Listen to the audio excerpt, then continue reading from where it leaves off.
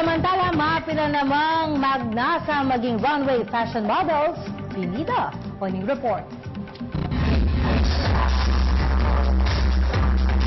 Confident ari ng paking entablado ding model sa Reni.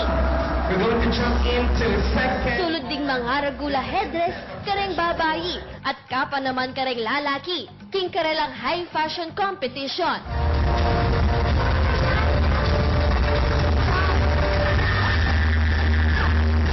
Stunningly beautiful naman ding modelo king karelang formal at long gown competition.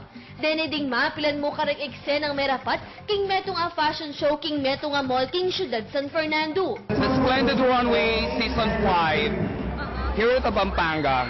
Tsukano king aduang pulong kaya nakanding mikyabe king fashion runway, ang maglayon pasikanan ing self-esteem at sopan milawot king bisyo.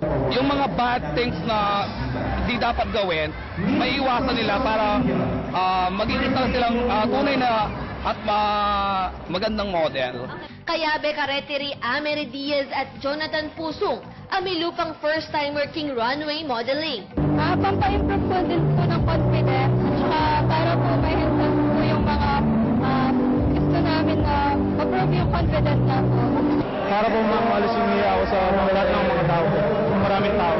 Todo naman ang suporta ding pamilya at kalup na ring modelo. Enapin ka no alisyan adakal na ding may yaluwang runway modeling king probinsya. O nang itinaman ka no makasawap mo naman king LGBT community. Para parehas lang kami na nag-organize, but at the same time, as a LGBT Pampanga community, gusto ko din tumulong sa mga kapwa ko organizer, at the same time kapwa ko director and producer.